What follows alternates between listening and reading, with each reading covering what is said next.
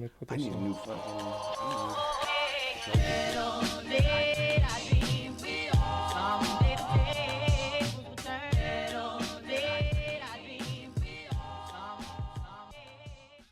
I think we've met before.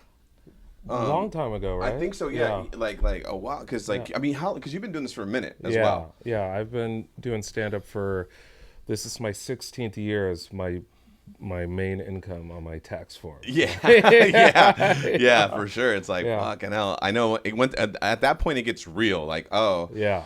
I can't. This isn't just monopoly money. I have to like really For account for it. sure, for sure. How many little gigs do I need to stack to make this number at the end of the month For reals. zero and then repeat? Yeah. You know? The where are you originally from? I'm from here. You're from here. Yeah. Okay. Okay. I'm one of the few like born and raised San Diego people you'll ever meet. Yeah. Why do I feel like I met you in L.A.?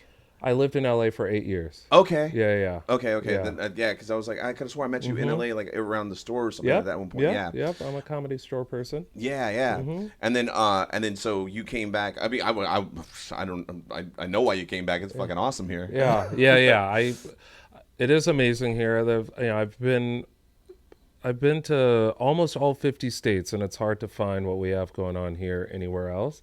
And then my wife and I had our first kid 7 years ago last week. So it's like I'm not raising a child in LA when my mom and her mom are both here, and it's like need community For real, to make it work. Yeah. Need community and a babysitter here and there. Yeah. Type of shit. Otherwise, Yeah. you're doing what I'm doing now, which is like I have 3 kids in the van outside with the window cracked, just to, to And make chargers. comedy work. Yeah. Yeah, right on. So for real, you have 3 now? Yeah. Oh, okay. Yeah. What are the ages? 7, 4, and 2.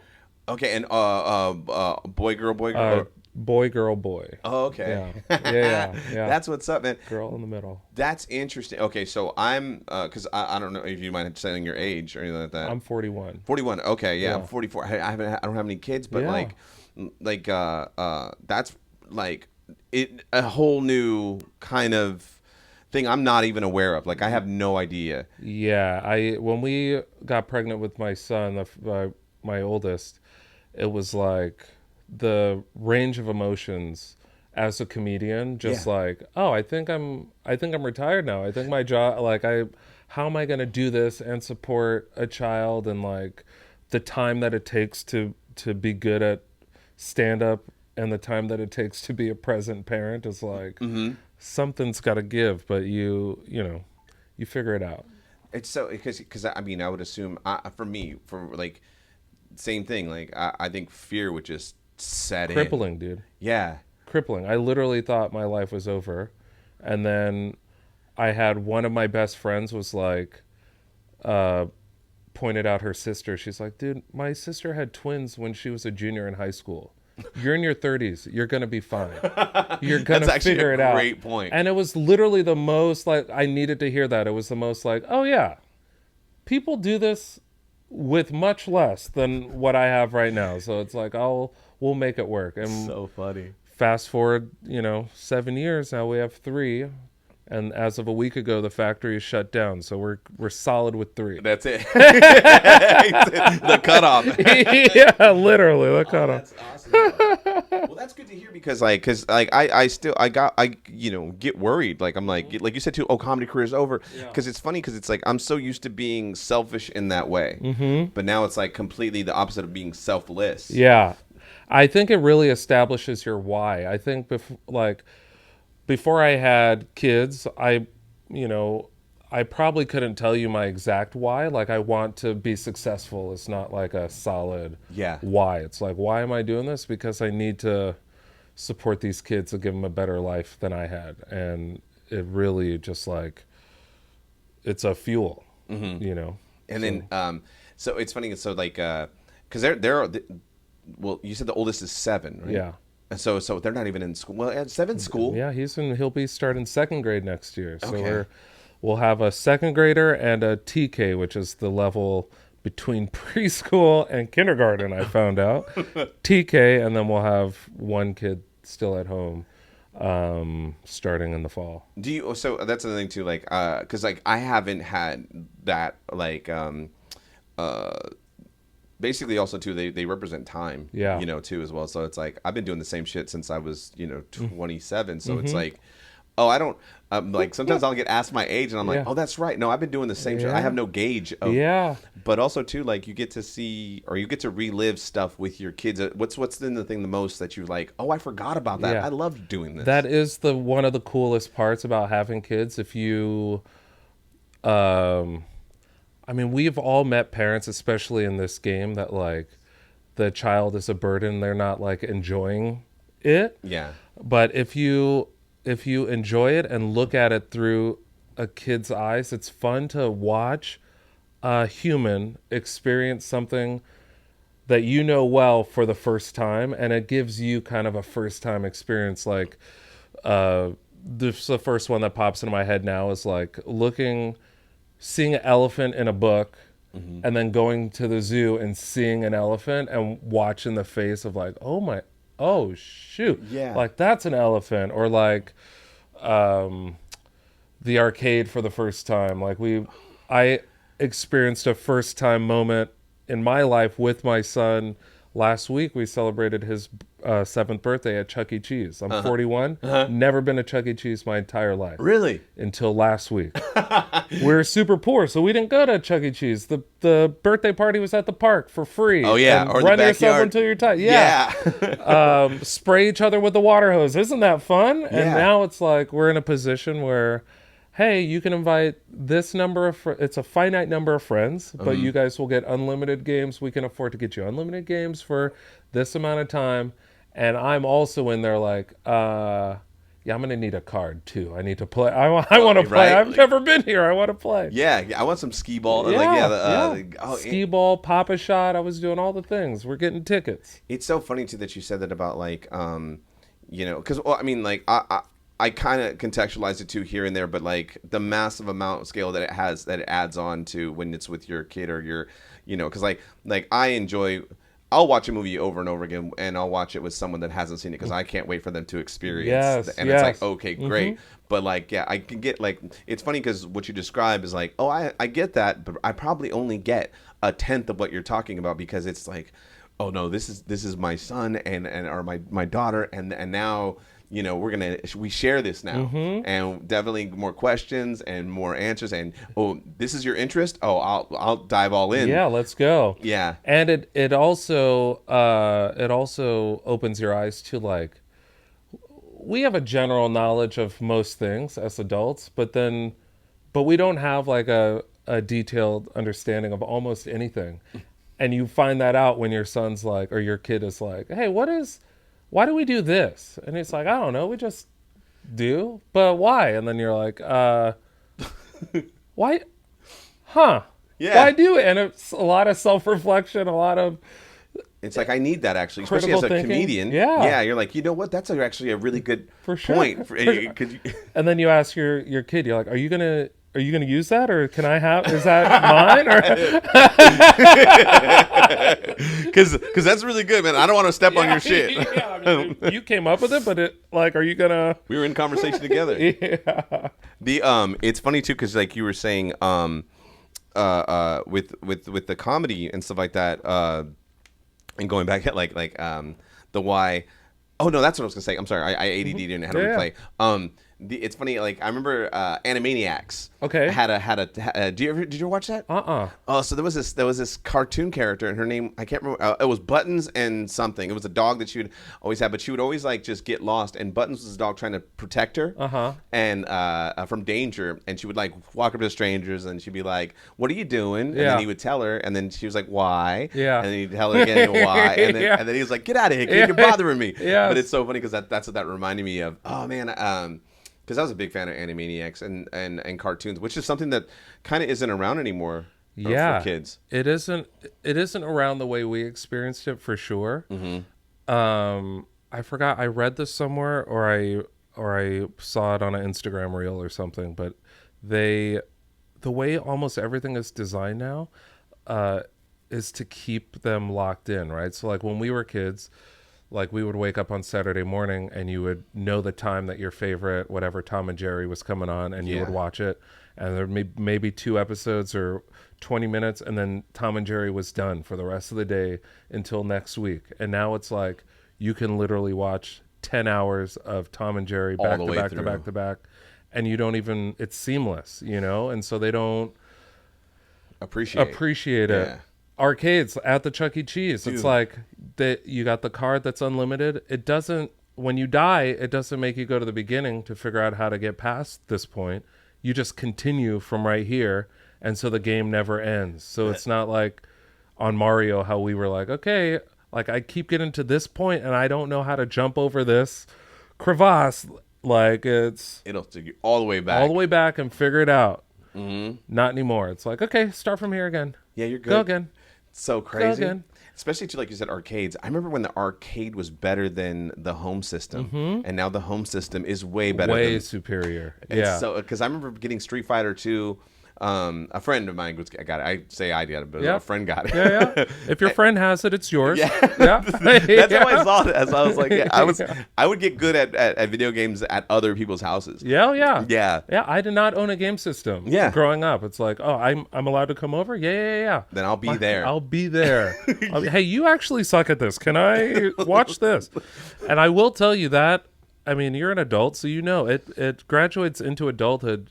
Out of video games to like other things. So like if your friend is a member at a place, you're also a member there. Yeah. If your friend has a pool and you don't, you do have a pool. Yeah, it's like start inviting people. It's like, hey, yeah, well, I'll hit him up. We'll go over there, man. He's okay. Don't give a fuck. Yeah. I could let us. I know the code. It's good. We're good. We're good. For real. So yeah, that's something we definitely millennials for sure have taken from our childhood into adult life. It's like, what's yours is mine. For real. And it's so crazy, like you said, talking about the cartoons and how like it was also like something sacred too. Like everyone saw it at the same time. So it's like everyone got that same experience. So it's like, oh, okay, cool. But yeah, now it's like you said, it's on demand, and it's like there's no struggle to get to it. For sure. There's no anticipation or no waiting. So no appreciation for it. So there's no conversation on the playground about, did you watch the episode last night? And Remember when The like, Simpsons was like that? It was like, dude, the Halloween episodes. That's funny you bring up The Simpsons. So I grew up, my parents were super strict. Okay, so we did not have, I didn't watch TV in the house until I was like a junior in high school. So a lot of the 90s sort of references go right over my head because we grew up in the country. We had a couple of channels, and we would just rent videos from the library. I got mostly educational stuff growing up, but there was a survival instinct that kicked in very early, and I understood like, oh, everyone's watching the Simpsons show. I had no idea what it was, but all the cool people know about what's happening in this show. So I would position myself on the bus next to these kids that would always talk about The Simpsons on the way to school. I would eavesdrop on that conversation, and then I would start my own conversations at recess based on the conversations I had eavesdropped on, so no one knew that I didn't watch The Simpsons at home. Wow. So it's like... it was secondhand. You were acting. You're just becoming an actor. And wow. So, and that... So to this day, I've seen some episodes, but it doesn't hit the way it would hit for someone that grew up watching it. And I was gonna say too, like, and so that when that translates in the comedy too, like, you know, secondhand stuff or just like, you know, like, so I heard about all this. What's the thing? Yeah. So it's it was easier to. My brain has always kind of been working that way. Of like, how do you translate a story to people? Yeah, you know? and then too, like, cause like, and you're saying too, like, questions upon questions too. So it's like you can definitely like when you bring it to an audience and it's like, so I've been hearing about the and so wait, hold on, let me get this straight. Yeah. So it's great to have like a Hey, can you fill in some of these? There's something missing here. Do you guys know about this? And the audience doesn't know that I'm literally like I'm crowdsourcing information. Yeah, and it's great too because it's like it's a double dip on the joke. It's like I'm gonna create an inside joke for all of us, right? And then we can laugh at the people that don't get it, and we can also make those people up too. For sure. And also, you're in my writing room right now, so next week this joke is gonna be so much better. It's gonna be fine too. And then they're gonna add a little bit. And we'll double dip on it. Yeah. No, and then so you said so 16 years. Yeah. And then and you started here. Was it here at the? Was it when this was a Comedy Palace or? Yes. Okay. Yeah. So This place is this place we're at, Mic Drop Comedy Club in San Diego, and this is like a pretty big piece of my origin story as like a professional comedian, because 3 years into doing stand-up, NBC had their diversity showcase here, and somebody told me, I was at the open mic at the Comedy Store, and that was on a Sunday, and they were doing the showcase here on a Monday, and someone asked me, oh, you going to do the NBC showcase? I had no idea they were having one. I was like, what showcase? They're going to see 100 people over there at NBC to like, the winner gets a holding deal and does this college tour, and people are coming from all over to like get in the 100. Like, people are sleeping outside the club. And I was like, I don't believe you. I'll drive by, and if there's people out there, then I'll run back to my house and get a jacket or something, get a spot in line. And so sure enough, there were people, LA, Arizona, Vegas, people were coming here for their showcase. And so I was number 27 in line. Oh, great. And I made it to the top 10 of that showcase for the country, and did the NACA and did the college tour. And that really, like, off the strength of that, I started quitting all my part-time jobs. And eventually here I am. NACA was the goal too. It was gold. It was like, wait, what? I'm gonna get to go to schools where people are the same age as me at that time. You know, the same age as me. I'm gonna be doing stand-up. And I'm gonna get paid decent. And you guys are gonna like pay for the room and board. I was like, this is amazing. And it was really like a crash course in all aspects of the job of being a comedian, because for a lot of us, we're coming straight from open mics to, like, I mean, I'll speak for myself. I had no like real professional experience, and then I excel in this showcase. Now I go to the NACA. I did pretty well. I got a bunch of schools, and in the contract, every show was 60 minutes. A 60-minute set in front of these kids, and it's like I might have had 20 to 25 of like actual performable, I know the outcome of these bits kind of material, and then now I have to fill 30 other minutes. And so it was like, it taught me a lot about how to tell stories, how to maximize material, how to read an audience, and how to really like stretch when necessary, how to cut when necessary, like a lot of how to travel in an agile way, how to sleep on a plane, how to like all of these things that I use to this day, I put in my toolbox from that like experience, which started right outside of here, number 27 in line. I was gonna say, I was just talking to Cassidy, who's on the last one, and I was like talking about, like, I go, it's 45 minutes now. Like the comedy clubs and everywhere, it's 40 minutes. I go back in the day, I'm like, I sound so old, but back in the day, it's not even that far back in the day. And I go, you had to do an hour. 10 years ago, 1 hour, dude. 1 hour, and I go, and it's so funny because, like, you know, 45 minutes is like, it's I go, once you get to having 45 minutes, I go, for some reason, like, as soon as you break that 45-minute mark, you can do another 30 by accident. Because it's kind of like breaking your sleep. Like, oh, so now I'm up. I'm up. And it's like, all right, boom. But that was also too, I was going to ask, in the do you remember who won the diversity that year? Because I remember, like, after, like, it was I think that year it was Kevin Shea. It was either Kevin Shea or Ron G. Won that year. I just recently worked with Kevin earlier this year. I haven't seen him in a while. I haven't seen him in a minute. He moved to Sacramento. Oh, okay. Yeah, he was like he was talking about how he moved to a whole bunch of different places. He moved to just Sacramento. So we were doing the Punchline together not too long ago earlier the year. And then such a chill dude, like such a beast of a writer too. And so like goofy off stage. I'm an idiot. I'm stupid. I was like it's like, but on stage so serious. Boom. And then because for a minute there, like, that was the hot shit too, the diversity show, the NBC, every year you waiting for it to come, because it was like, yo, they're looking for people all over. They got like satellites all over, and like I think Kabir won it one year. R.I.P. to Kabir. R.I.P. Mikey Winfield. Then there was I wonder if Sammy won. I don't know if Sammy won. or I don't maybe know. or maybe even shared it. I think there was. I think Nick Guerra won too at one year.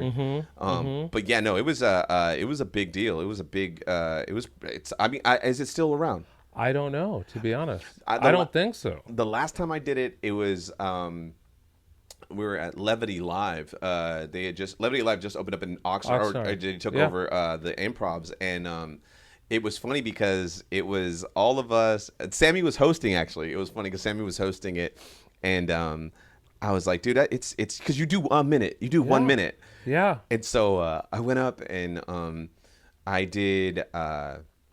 I was just like, hey, everybody, you know, da da da da. I was like, I don't know what to say. I was like, I just started goofing off and was like, I'm transitioning into a bike. I could do whatever you want. Yeah. I did like 4 different accents in like a British, Scottish, and transferred into an Australian, into Irish, and then I was like, also too, you guys take care of the staff. You guys da da da. I started doing the end of a club set. I was like, I'm selling in a shirts. minute. I was like, God, this guy. I condensed the club set. I was like, if any birthdays out there, I was like, I'm selling shirts, and I got up, and because I was the first person to go, went up, and so. And then Sammy, he was like, dude, that was the best set, da da da da. Because I go, I don't even care for the comment. I go, I'm playing you guys back there, and I was just talking. I think it was the dude that does the Tonight Show, but I didn't get picked. I didn't get picked, but it felt so like it's so funny because that's just where my brain is at. The comics were like, that was fucking like I wish I would have thought of that, and I go, and then but I didn't get picked. Matter of fact, it was so funny because Renee Garcia, you relieved the pressure. If you went first and everyone's nervous. Yeah, I took bullet. Nobody knows what they're going to do in 1 minute. And then to see you go up there and just be so playful and like courageous. Yeah. That probably relieved a lot of pressure for everyone else. It turned into a fun. You know what, now that you said that, you cracked the room. I'm reflecting back that it was after that. It was a fun show. Yeah, a fun little like industry show. Because then all of a sudden, the comics weren't like just not laughing. They were laughing at other comic stuff. Yeah, and so it was kind of a big deal. Yeah, it was fun. It's a big deal. I remember that 1 minute as well because like again, I walked into it with zero like research or understanding of what was going on, and so they're like, yeah, come back here at this time, you'll do 1 minute and then we'll see if you make it to the next round. And I was like, oh, okay. So I spent the morning at home just like trying to figure out like, what do you do in a minute? And I made it past the minute to the 2 minute. The second one was 2 minutes. The callback was 2 minutes, and then we did the 2 minute, and then I believe it was just 2 rounds, and then the showcase was 5 minutes. So it was like 1 minute, 2 minute, 5 minute. And I remember, fast forward, I'm at NACA in Boston, and Kendra Carter was the person in charge of it when I was going through. And I had a moment after the NACA showcase, and I was like, I need to ask you, the 1 minute audition, like that's the craziest, like I don't, like none of us like were prepared for like 1 minute. Like what was the purpose of the 1 minute? And she said, as a comedian, when you walk on stage, she goes, the walk from off the stage to the microphone, that first 10 seconds, and then the first 30 seconds of you talking, the audience makes a judgment on like what your show is going to be and how you carry yourself as a comedian in that first 30 seconds. So in a minute, we kind of have an idea of what that next piece is going to be. So what they were looking for was like, how do you carry yourself to start the show? Because most of us don't have a 1 minute bit. Like you don't have a 1 minute set. So it's a mechanical thing. And that was, so after she told me that, I was like, okay.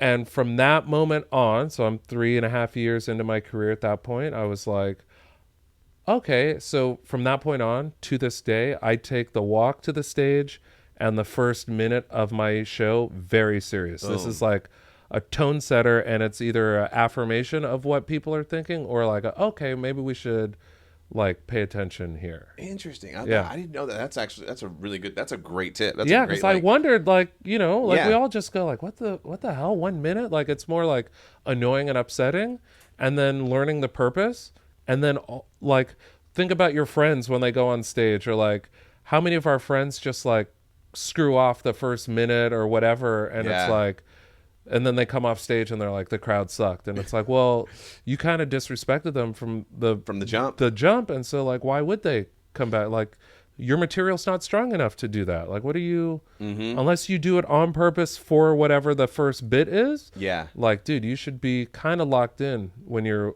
walking on stage. Like, these are adults who work, who paid money to be here. Like, let's respect the time. Get in. It's so funny too, because like when we went, we did it. It was because plus you went by yourself, but it was like a cluster of us. Yeah. We're all like, hey man, all right, let's. People carpool. Yeah. So it was like me, Jack Asadorian, and I remember Jordan Conley was there. There was a gang of us, and then Robert Emoto, and then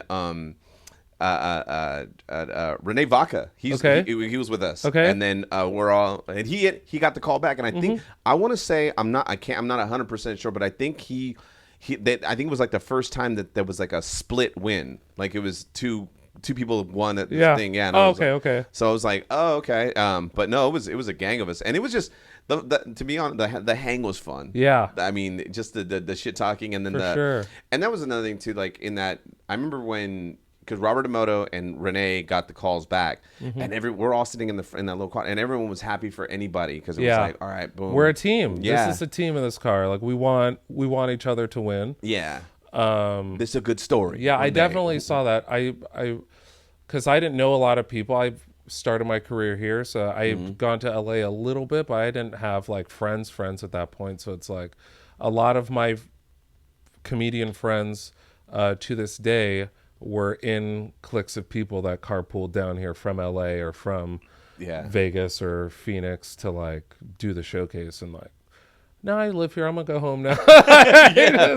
It was a trip too, because like, I mean, it would be in Seattle and people were definitely sleeping outside. Yeah. And I'm like, oh, that's great. They're like, yeah, I've been, I didn't get an email, because sometimes you'd be invited or there were industry invites. Like, I didn't know about any of that. There's like at the 2-minute audition, and there's people rolling up, and I'm like, you weren't here for the 1 minute. What are you doing here? And it's like, you're like, I got it. Yeah. And then it's like, how do you do that? Yeah, exactly. Oh, I was my like, God. that's crazy. Like, there's then if that's the case, then what am I even doing here? Yeah, I guess you're gonna win if you have the thing. Like, what? Yeah, you already have the shorthand. You already know. So it's like, why am I even trying this? I was like, let me just go. Yeah, it's so funny, because comedy, like I started realizing this too when I first started. Comedy just keeps asking me, do you still want to do this? Yeah. Like things like that. Like why are you even doing, there's so many people that are ahead of you. You still want to do this? Yeah. And it's like, yeah, I do. Because like, I always justify it for me. I always justify it because I'm not doing this for that. I'm doing this for the result of becoming better. So when I'm on stage, I get the reaction that I want, because that's what I like. Yeah. That's what keeps me coming back. The work. Yeah. The work and the process. I love the whole idea when you figure a joke out. When the jigsaw puzzle, when I just got the corner, and I'm like, there's something here. I could see it a little bit. All right. And then it's like, well, I can't wait. I can't wait. Yeah. That feeling of like joke bombing over and over for weeks, sometimes months, but like I just need to crack this code. And then I don't know about you, but for me, it's like on the shows where I'm eating it the most are the ones where I'm like, all right, well, this can't get any worse. Let me pull out this bit. And for some reason on those sets, our brains are activated and doors are just opening. Yeah. And it's on those sets where you find the missing piece, and you're like, and it's the one that cracks the bad audience for you. And you're like, but you don't even care about them because you figured out this bit. Yeah. And tomorrow I'm gonna get on stage and work from right here, and dude, it's and gonna be opens amazing. Up so many doors, and I was like, then you got another little avenues. You're like, now you know what? Now that it works that way, I'm gonna put this right here. Yep. And that will, and that. Oh my God! This actually, I wrote this like 5 years ago. Exactly. And now it's a connector. And now I have a chunk, and now I'm just like in this world, and it seems like this guy's like, how does his brain go from here to here to here? And it's because I've put in the time and the work, and it's like, now I can play. Yeah, and it's so exciting. It's so like, it just makes me happy. Like, and it's like that's what I get off on. Like, that's the thing. So when people are like like oh, you only known it this long, or or like I'm sure you probably get this every now and then from people that don't really know comedy or in the thing. Like they were like, "Hey, you still doing that comedy thing?" Yeah, yeah. It's like you still doing your little comedy thing? it's like, I hate you. I hate you so much. I'll dude. murder your family. Yeah, dude. are you still doing that little 9 to 5 job, dude? Yeah. I hate you. You said- I hate you. Oh fuck. Okay, so we're gonna move on to the second segment, and Okay. it's just trivia, really quick, just Sure. to just to break up the monotony of like every comic podcast on comics Yeah. thing. So it's like, and then Nikki's gonna help us out with the questions and shit, All right. and you're gonna have first crack at it, and I'll try to get because I don't Okay. even know these either. I'm one of the worst of all time at trivia, so You here know we what's go. funny is all of those comics were not very good. Yeah, it's like I know about what I know about, and most of it never shows up at trivia night. Yeah, we're really good at bullshitting that we know. Yeah. All right. What's the category? I can let you know the categories as well, so you can have that. So I guess Yeah. each question is something different somewhere else. Yeah. So for the first question, it's going to be a movie. Okay. What is the name of a shrimp company owned by Tom Hanks' character? Bubba Gump Shrimp. Nailed it. I started softball. We're gonna do some I've traveled around. Those things are in real life too. Oh yeah, that's right. Huh? True. Yeah. All right. Next. If you're ever in an exotic place and you want to find the Americans that should not be in that exotic place, just go to the Bubba Gump Shrimp because that's the U.S. Embassy for people who want to travel gravitate but towards- don't want to travel. Yeah, for real. Yeah. yeah, get real cultured. Yeah. Yeah. So this one's going to be in music. Okay. So what pop star wrote songs for Ariana Grande, Miley Cyrus, Britney Spears, and Alice Cooper? Pop star. What pop star wrote? Is it a man or a woman? A woman. Oh, If you're into the social construct of that.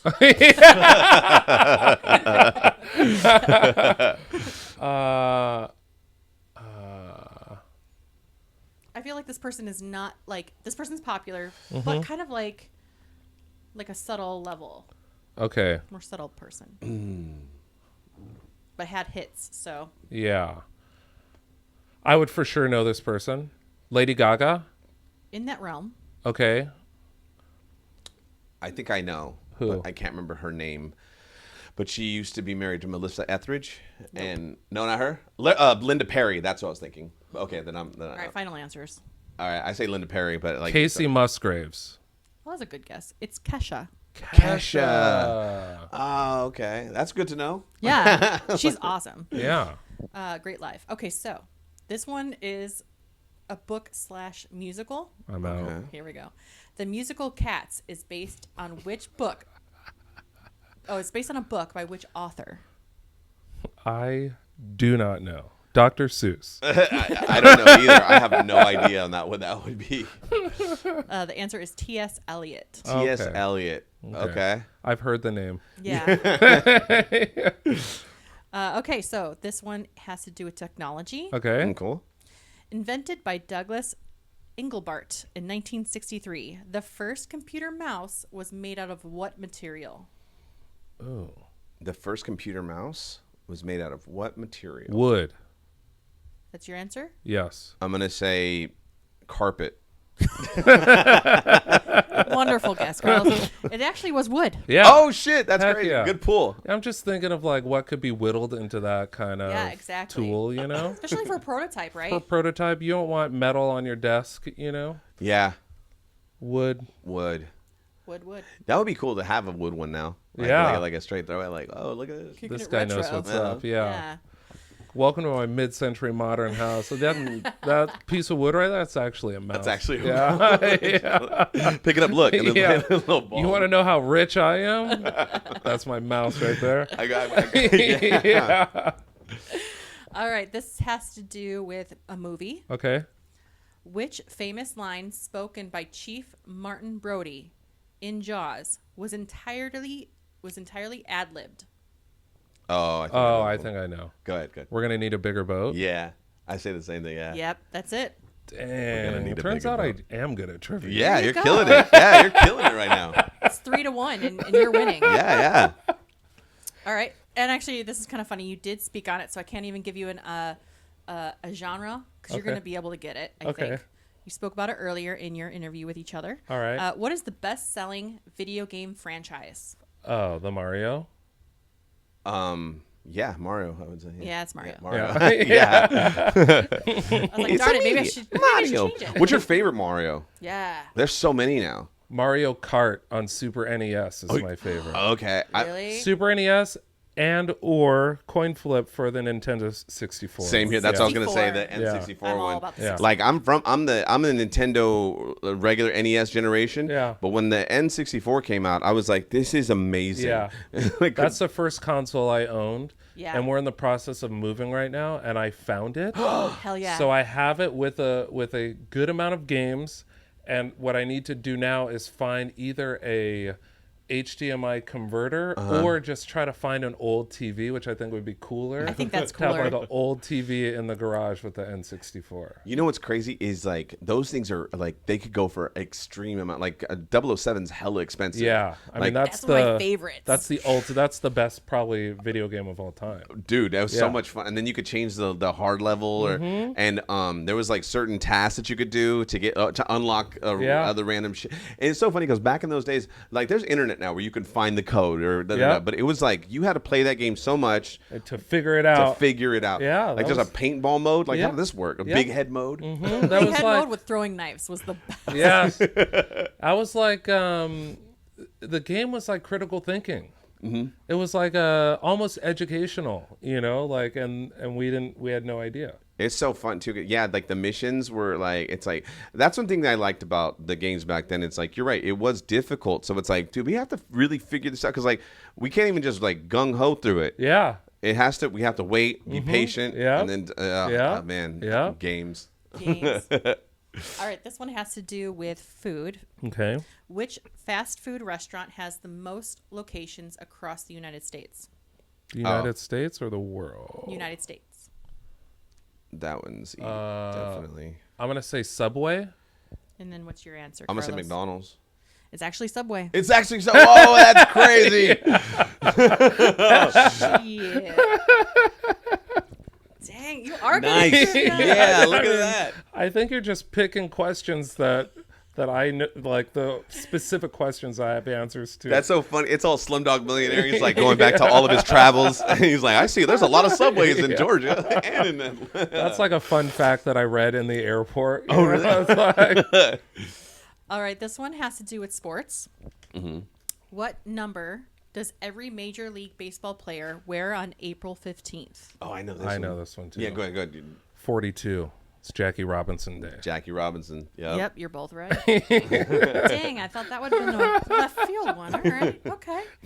Let's see what's up. Okay, this one has to do with a movie. Okay. TV. What TV series launched Bruce Willis's career? Oh, I know this one. I do not know this one. I'll give you a hint. It co-starred Sybil Shepherd. I didn't. That's right, because you didn't watch. Yeah, I don't watch TV. Yeah. Moonlighting. It's true. It's Yeah. moonlighting. Noise. On the board.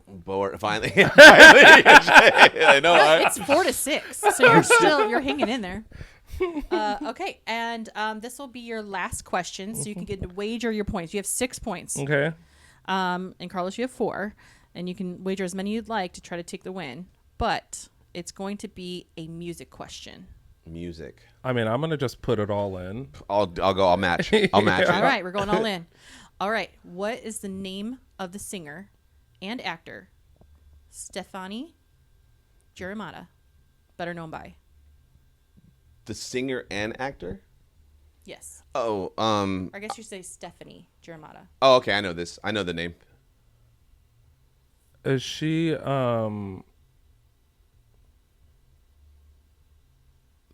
Huge. Lady Gaga? Yes. It's Lady Gaga. Yeah. I was gonna be like, you said it earlier. I was like, I'm pretty sure. Boom. Golden. Nice. You Nice. took the win. Nice with 12. What? 12 12. points. Nice. I think that's the That's highest the score. highest we've ever had. go. Yeah. Congratulations. Like, trying to say he wasn't good. He's trying to play Bro, the I'm being honest with you. Sandbagging is I'm what you're doing. generally not good at trivia. I know the sports stuff and some technology stuff because that's my like nerd wheelhouse. I'm into gadgets, but anything pop culture, I'm like, kind of on the fringes with. But Boom. So I was gonna say, where are you gonna be at soon? so I'll be. When does this air? This will probably air in about a month. Okay, I have no idea where I'm going to be, but all of my dates are on malhall.com, or if you're a Bands in Town person, go to Bands in Town and search Malhall and click the bell or whatever, sign up for the alerts, and I put all my dates on there. So, yeah. All right. Well, thanks for doing this, man. Thanks for Thanks coming for out. having me, man. Yeah. Great to see you. Good to see you too, man.